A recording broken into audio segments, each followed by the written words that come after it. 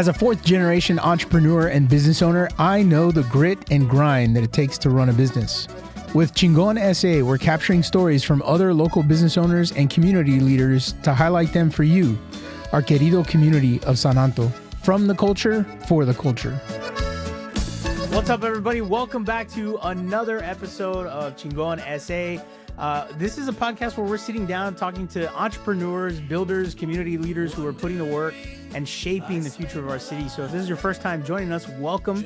If you're a return listener, hey, thanks so much for your support. We appreciate it, and welcome back. If you don't know who I am, my name is Luis. I'm the host of the show, and every week we're bringing you real stories behind the people building something great right here in the 210. So I'm excited about today's show and to introduce you guys to today's guest.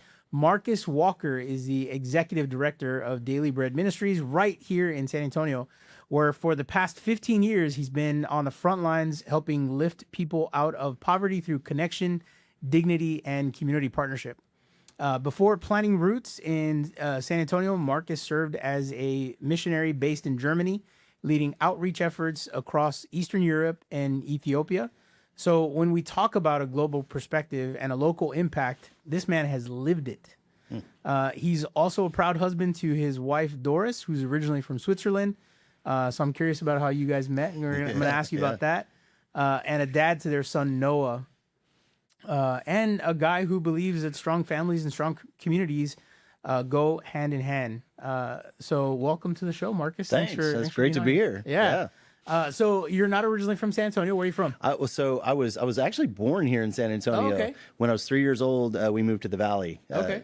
South Texas. So I'm a kid that grew up down in the Valley. Yeah. Down in Harlingen, actually. Okay. And moved back up here after high school. Yeah.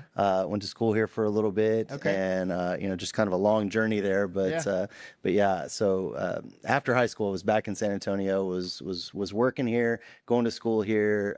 Ended up working in a church, doing youth ministry for 10 plus years, and before I went overseas as a missionary. How long did you spend overseas? So we were over there 8 years. Oh wow, 8 years. We were based out of Germany. Okay. Doing things into Eastern Europe, which a little easier than doing it from here, and and then down into, we had a focus in Ethiopia as well. So yeah, it was a lot of fun. It was a good time. I bet. Yeah. I bet you have some fun stories about that. Yeah. It's like probably longer than we've got today, but for sure. It's definitely some fun. What made you decide to come back to San Antonio and serve the community here? Yeah, this was home. Okay. I mean, it's even though I didn't necessarily grow up in San Antonio itself, I was here long enough, after high school and had put down roots here and just honestly, as a person of faith, I feel like God always kind of just brings you back to where you have relationships, because it just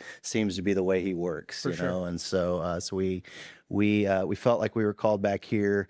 Our son was born in Germany. Okay. Before my wife and I even got married, we had talked about if we had kids, what do we want to do? And kind of this is a strange fact that most people wouldn't know is we said, okay, we knew before we got married, my wife wanted to homeschool. Oh, that was important to her. Yeah. And so we said, yeah, okay, if we have kids, we'll do that. So when our son was born, we knew our time in Germany was going to come to an end because we wanted to homeschool, and that wasn't legal there, which is which is interesting, right? Yeah. It's like most people don't, we didn't even think about that. Yeah. We have a lot of freedoms here that people don't realize we have, Sure. and so, but that's one of those things, and so, so coming back home was, as soon as he was born, we knew we were coming back home. Yeah. 2 years later, here we were. How did you guys meet? Because you said she's originally from Switzerland. She's from Switzerland, yeah. So we met in an organization called Youth with a Mission. Okay. We both went to a discipleship training school in Chico, California. Okay. And it's a long story. Yeah. But it's always interesting because it's like, how did she get over here? You know, and how did that happen? And it's like, well, you'll have to have her on. You can ask her. But no, she we met in a discipleship training school, and just, hey, I don't think I wasn't looking for that, and she wasn't looking for that, but that's what God was doing, and so we we ended up getting awesome. married. We got married in Germany. Okay. Served together there, and then and so back here, and so we've been married for 19 years. Good for you guys. How old's your son? He is 17. Okay. Yeah, he's about to turn 18 here in just a couple of weeks. Yeah. Yep. And so Is he getting ready for next stage of life? he is. Yeah. So he's what's his plan? So right now he works in he's got a great job that he loves. He works in kids ministry at our church. Oh, okay. And so, Good for him. and so he just loves doing that. He's been doing that for a couple of years. Actually gets paid for it, which is really cool too. It's like, all right. Which most people don't do when it comes to ministry jobs. It's like, hey, you found a paying job in ministry. That's unusual. No, but so he's doing that, and he's going to do some school online, looking in a degree towards ministry. Nice. And so that's what he's doing. So For him, man. yeah. So, excuse me. So, Marcus, we were talking before the show, and how you got started at Daily Bread Ministries. But I'm curious, the work that you got, the mission work that you guys did overseas before coming back to San Antonio. What was the moment? I'm really curious to hear your perspective on that. What was the moment where you felt called to step into the work that you're doing now at Daily Bread Ministries? Yeah, I'm gonna have a hard time saying it's that. a mouthful. Yeah. It was interesting. We came back, and I never thought I'd come back to the States and not have a job. Yeah. And so when we knew we were coming back, I was applying online. I thought I'd probably end up working in the church. I love missions. It's just it's been on my heart for years. I've always enjoyed it. And so, I was like, man, if I could maybe I could be a missions pastor, Sure. and that door was not opening. And so we ended up back here in San Antonio, and I just in that whole process, I was getting kind of frustrated. It's like I can't find where I'm supposed to be, and so I felt I need to do something constructive with my time. Yeah. I felt like all I was doing every day was just online looking for jobs and applying for jobs and doing interviews, and it's like, this is just getting old, Yeah. And so, a friend of mine that I had met here in town, he told me about Daily Bread, and so I called and I said, hey, do you have any volunteer opportunities? Sure. And so Foot in the door. yeah, I'm like, and I didn't call looking for a job. I wouldn't I was thinking I'd probably work in a church, but I just want to volunteer somewhere, and somebody told me about it. And so I called up, and they said, yeah, come on down. So I went down, did some volunteer work, a little sweating, just, kind of felt better. Yeah. Like, hey, I've done something constructive with my day. Now I can go look for a job. Went down again 2 days later, and met the founder that second time down, and he said, why don't you come up to my office? I want to talk to you some more. And he offered me a job. Okay. Doing what? He was looking for what it's kind of funny. It's, his nonprofit world, right? He said, I'm looking for an office manager. I was like, that's like the farthest thing from my mind. It's like an office manager, but I'm like, I quickly learned that basically the office manager does everything. Yeah, just does everything. So some days I'd be in a truck, other days I'd be running payroll. It's like, it just depends. FYI, that's no different in the for-profit world. Oh, well, hey, yeah, office manager's just that. That's right. That's that term. Right. I didn't know. You plug them in wherever I didn't know. you need them. Yeah, exactly. Yeah, and so I quickly, but it's really interesting because today, I can say there isn't a job, as I'm leading this organization now, there isn't a job in this organization I haven't done. Yeah, that's awesome. And that's so yeah, it's a unique place to be in. Yeah, there's something definitely about that when you have somebody that not to say that there's anything wrong with doing it any other way, right? Sure. But when you have when you're in a leadership role and you have that perspective that you've done every role at the organization, it just hits different, right? Sure. Your relationships are different with the folks that are. That's one thing that I really, really like about Chick-fil-A and their franchise model, right? Like, in order to come into a Chick-fil-A franchise, start at the bottom. You have to start at the literal bottom and work your way, every position in that restaurant. So I love that. That you have that perspective. I think it just, we got guys that are out and women that are out running routes and doing things. And it's like, I know what they're doing every day. Yeah. I've done it. Yeah. And it definitely, you can kind of sympathize, you can empathize, whatever word you want to use, sure. but you can certainly, I think it's a better way to go if you can. Yeah. Yeah. Yeah, absolutely. No, I love that. Speaking of leadership, you've spent several years leading a nonprofit, specifically that targets poverty at a real level. Yeah. What has leadership taught you about serving people with dignity, especially when they're going through probably one of the most difficult seasons of their life? Yeah. It's interesting. Because we teach on this too. Part of what we try to do is to help the churches that we work with understand poverty. Yeah. Because we all have different ideas on what it is, and most of the time when we think poverty, just from a North American standpoint, we think lack. It's just the first thing, it's like they lack a job or they lack food or and that's not necessarily the case. Some people are just struggling to make ends meet. And so when you talk about what have I learned, what I've learned is that really the key is to get to know people. We really try to have a highly relational approach to this work. And the reason for that is simple, is we're designed for relationships. Every single one of us walk in the earth. As much as we might want to say we're loners and we can do it on our own, sure. That's not true. Yeah. And so if we're designed that way, then what we really need to do, and when you speak dignity, I love the word dignity. It's like dignity is just sitting down and listening to somebody. Yeah. Every person we meet has God-given gifts and abilities. Why aren't they using them would be a good question to ask. Yeah. Maybe they can't see them. Maybe they don't know. Maybe they need somebody to believe in them. Maybe they need just have somebody that would just come alongside and say, hey, you know what? I see something in you that maybe you don't see in yourself. Yeah. Because I've had people in my life, I wouldn't be today where I am today if I didn't have people that came along in my life and actually just, that maybe they believed in me or they called something out in me that has helped me be able to see and even possibly imagine the role that I currently am in. Yeah.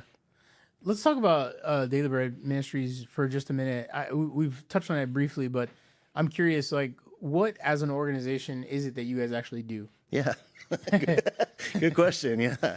Yeah. So we don't actually serve the end user with anything we do. Yeah. We're a little bit different as a nonprofit in that way. Most nonprofits serve direct to end user, whatever that, whatever that is that they're doing. Right. For us, it's more, how do we equip the church or ministries, here in San Antonio, how do we equip them to serve their communities, to serve the people that are struggling in poverty in their communities. And so one of the ways we do that is we provide food.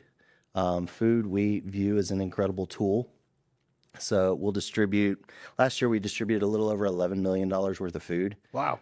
Through our warehouse, out to a network of roughly around 100 or so churches and ministries here in San Antonio. They take the food from us, they go out and they run food pantries. Now, food is, like I said, it's a great tool. Sure. They use that as a way to meet the people that are in their communities and that are struggling. But at the heart of what we do is really education.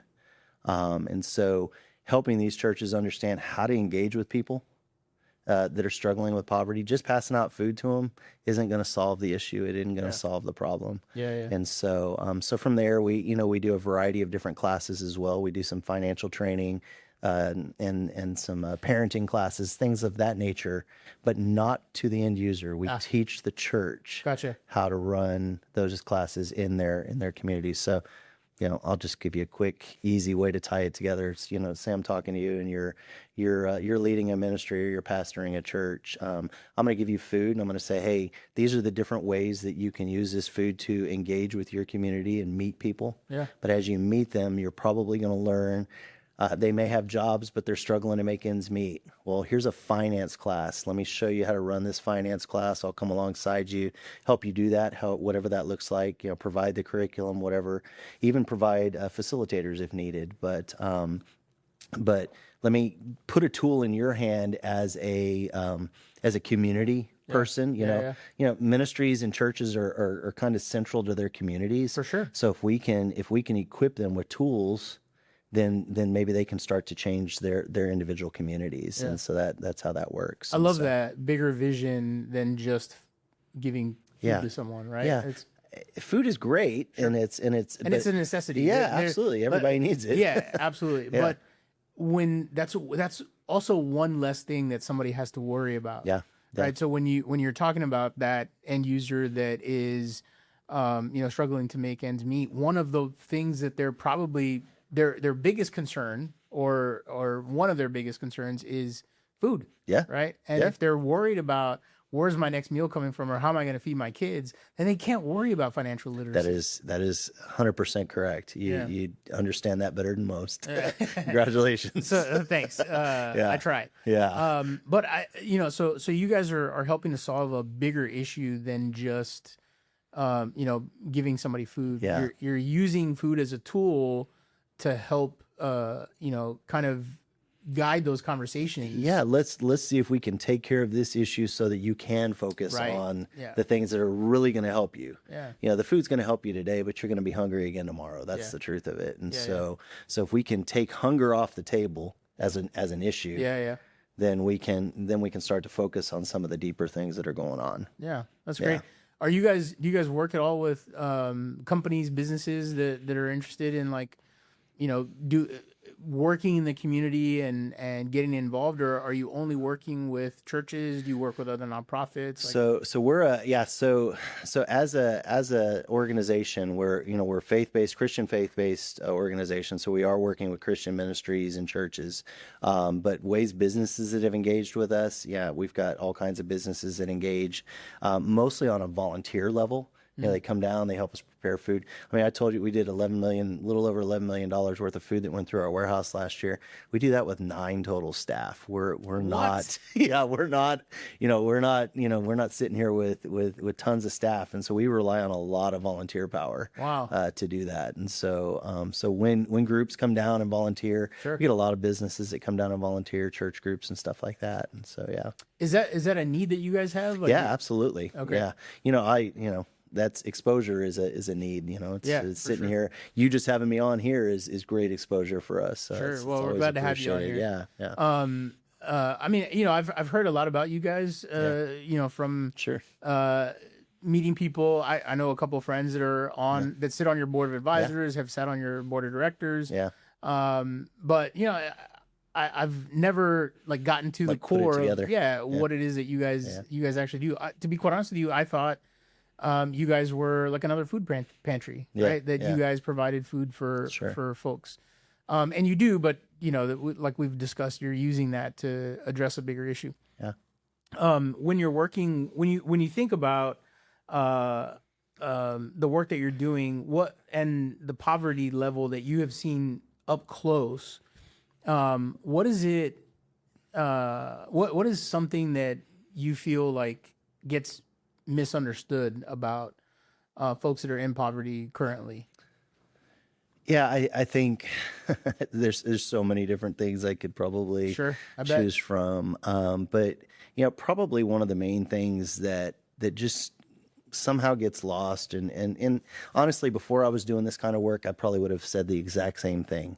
That I'd be in the same boat. It's like, these people are lazy, or they don't get up and do things on their, why don't they take care of themselves? There's it feels like there's just a lot of, maybe judgment in a way. But I think at the heart of it is just, just a misunderstanding. We see people all the time that are coming to food pantries that have jobs and they're working hard. Yeah. They're just struggling to really make ends meet. Sure. And that's the truth of it. And so, and it's varying issues, right? It's a variety of different things. And sure, yes, people make bad choices. Yeah.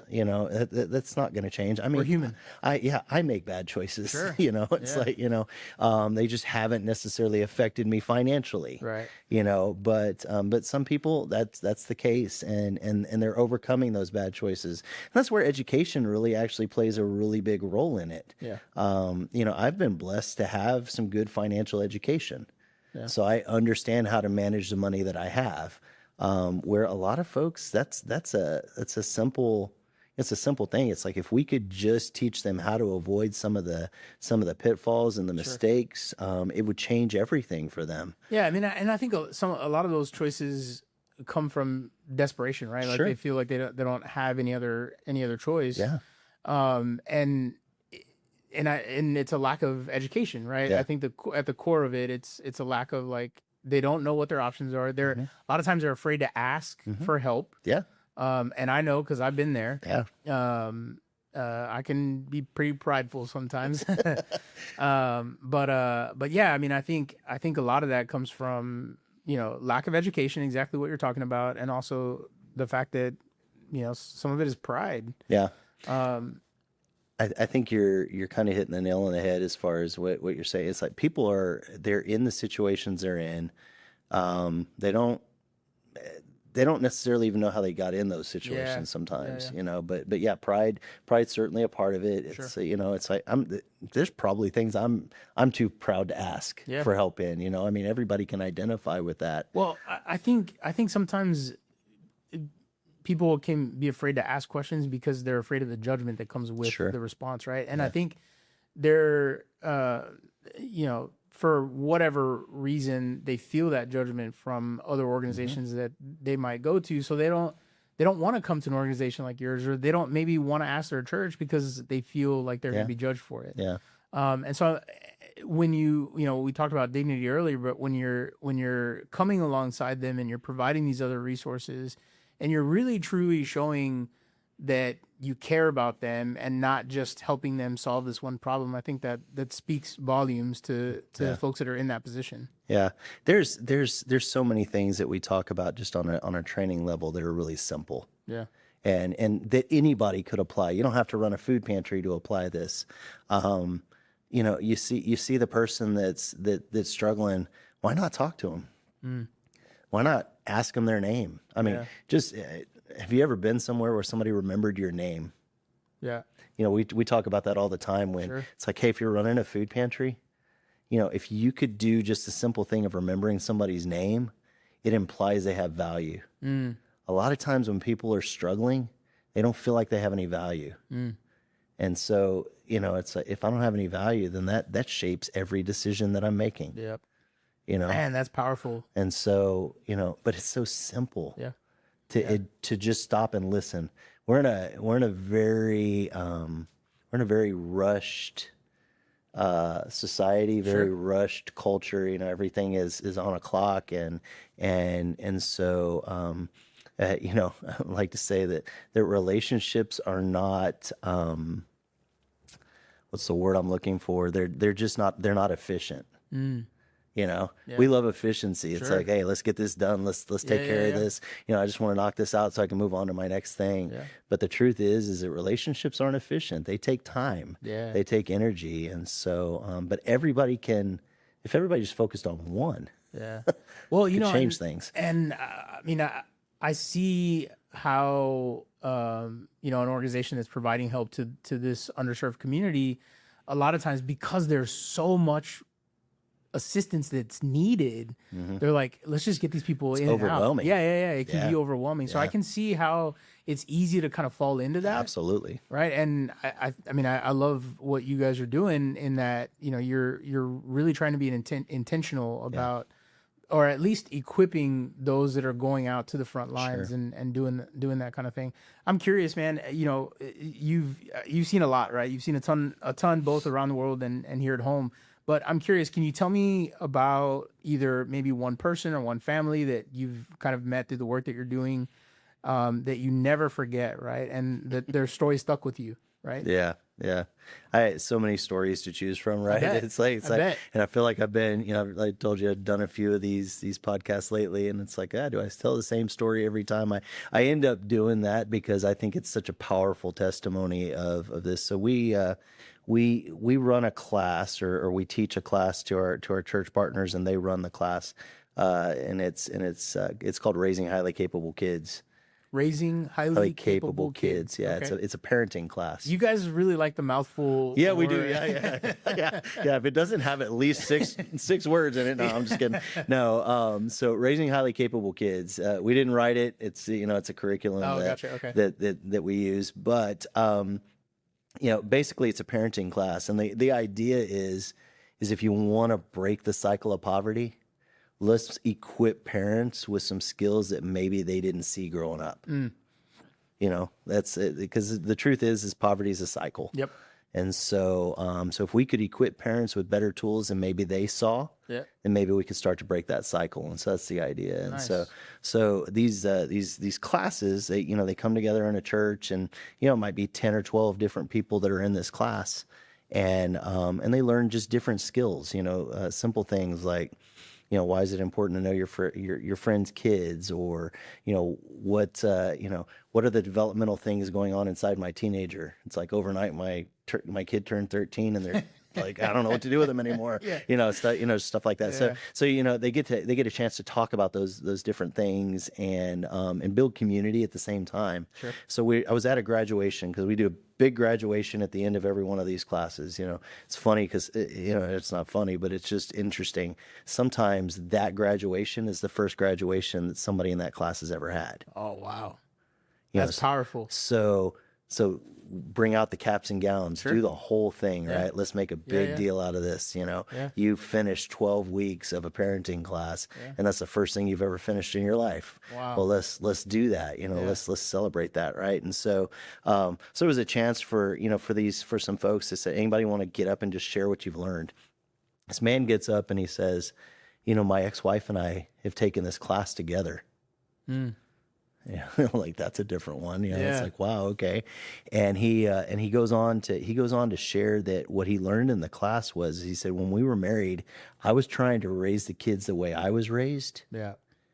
And she was trying to raise the kids the way she was raised. And that caused a lot of conflict in our marriage. And we never talked about how we wanted to raise our kids. Yeah. And he said, one of the things that's happened over the last 12 weeks is that we haven't only started talking again about how we want to raise our kids, but we've started to have dreams for what our kids could become. Wow, man. And you're like, wow. There's no dry eye in the room. It's like, wow, these. So you look at that and you say, okay, I don't know if this family is ever going to be whole again. Right. But what I do know is that mom and dad are on the same page. And so the cycle itself can start to be broken, because mom and dad are trying to raise the kids in the same direction. Yeah. And that's a big deal. Yeah. And that whole thing, honestly, it started at a food pantry. Yeah. They heard about the class when they came to receive food. Yep. That's just kind of how it works. And so, that's one of my favorite stories, because it's just, anything that can break that cycle, it's like, that's what we're doing this for. Yeah. Breaking generational curses, building legacy, all that's super powerful. And you're doing it with something so simple. So simple, right? Food. Yeah, food. Right? You start with food and then you build on that. Yeah, absolutely. What kind of impact do you see Daily Bread Ministries having? Talking about legacy, right? Yeah. What kind of impact do you see Daily Bread Ministries? What kind of impact do you hope to have in the greater San Antonio community, the people that you're serving, all of that kind of thing? When you look at legacy, you think about it's funny. It's an interesting question, and I think it's an important question. At the same time, it's a question I probably struggle with a little bit, because it's not about me. Yeah. It's not even about Daily Bread. But my hope, and what I know we're working on, is how can we strengthen the churches and the ministries in this town and provide them the tools that really change the face of poverty. San Antonio has a huge poverty problem. And we're very, I grew up on a side of town here, or I spent a lot of time on a side of town here. Yeah. I didn't grow up here, but I grew up, as a young adult, right, on a side of town, and there was nothing. I never had to leave that particular side of town. Everything I needed was within my, where I worked, where I shopped, where I did as is stuff. For most people. Yeah, and so I never knew San Antonio had some of the issues that San Antonio has. Yeah. And so getting, when I landed at Daily Bread and just, started getting around town and seeing where some of these churches and ministries are, I was like, wow, I didn't even know this was here. I didn't even know that was there, and, I know that the impact is happening. I guess when you think, just long term, I just want more every day. Right. It's like we're not going to settle for, oh, we've made it, or, oh, this is, will poverty be completely gone? It's the poor are always going to be with us. That's a biblical concept. But at the end of the day, have we done everything we can do each day when we get up? That's really the question. Yeah. So when people want to connect with you guys, when people want to connect with Daily Bread Ministries, I did it again. See, it's a mouthful. If they want to connect with you guys and they want to get involved, what is one way that they can do that? How can they get involved? I mean, obviously, I'm sure you guys accept donations, that kind of thing. But like, if somebody wanted to, have a greater impact than just writing a check, right? Yeah. Do people still do that? Do they still write checks? We still get checks, and we don't mind. It's like, I can drive to a bank. But how can folks get involved with Daily Bread Ministries and the work they're doing? We've always got volunteer opportunities. Like I said, we've got 9 staff that are trying to do over $11 million worth of food every year and all the training. Jeez. And so from that perspective, volunteering is big. Volunteering also helps us kind of get the word out about what we're doing. Exposure is always a need, to just more exposure, to help people know what's going on here. They can email us, volunteer@dbmsa.org. That's Daily Bread Ministries, San Antonio, dbmsa.org. They could just go to our website, dbmsa.org, and find it there, to be able to volunteer. We get businesses that come down and serve regular basis, help us prepare things that we're going to distribute. So businesses come down, church groups come down, even individuals, that want to come down. Is there like a certain time frame, like Monday through Friday from 9 to 5? Or we pretty much with the size of our team, we can pretty much do any day. We try not to do Sundays. Yeah, for sure. Simply just to allow our team to have a day of rest, if not 2, but Monday through Saturday, we're pretty flexible and can work with anybody. Nice. Yeah. Well, we'll definitely include some links in the show notes for people to connect with you guys. But Marcus, this has been a fun conversation, man. Thanks so much for coming on the show. I really appreciate it. It's been great to be here. I enjoy talking about it and appreciate the invite. Yeah, absolutely. And guys, thanks so much for joining us on another episode of Chingon S.A. Today's conversation, honestly, for me is a reminder that leadership isn't just about building businesses. It's about building people, restoring dignity, and showing up for your community when it matters the most. Marcus and the work being done at Daily Bread Ministries is a real example of what it looks like to serve San Antonio at a deeper level. Not just meeting needs, but helping create long-term change for families all across our city. If this conversation has impacted you in any way, I'd invite you to share it with someone who needs to hear it. And if you're looking for a way to get involved and give back here in San Antonio, this is a great place to start. Because around here, being Chingon isn't what you have; it's about what you give. I'm Luis. Thank you again so much for joining,